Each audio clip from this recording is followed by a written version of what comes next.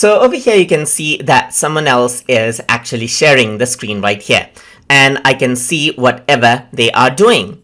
But if I want to get access to their computer, then they will have to go around and give the control. So whether you are sharing the screen or they are sharing the screen, you should go around onto the top where it says give control, as you can see right here. And once you click right there, you'll see the list of users who are in the meeting that you want to give the control to. So what the other user, from my other account, what I'm going to do is I'm going to select this out right here. And now you can see that I'm in the control mode. So from this computer right here, now you can see that I can go around and start controlling their computer right here. I can go around from my mouse, I can right click, and you can see that this is what you see right here. You can see their user right here and mine, and they will be able to see your mouse cursor as well.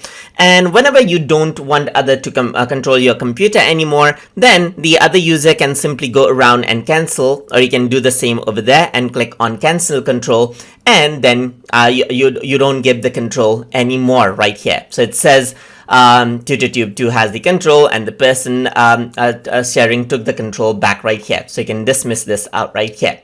So now let's say that they stop presenting and you want to give them control. So let's see how that actually seems right here. So to do that, I'm going to go around onto not here, but I'm going to go to share right here. And then I'm going to select my screen just like this. And you can see that this is what you have. So I'm going to go around right here on the top. And here you can see that the give control is here as an option as well. And just like the other person was controlling me, I can go around and give the control to other person as well. And that is how you can give out system controls to other users inside of Microsoft Teams. So I hope you guys learned something as always. And as always, please like, comment, share, and subscribe.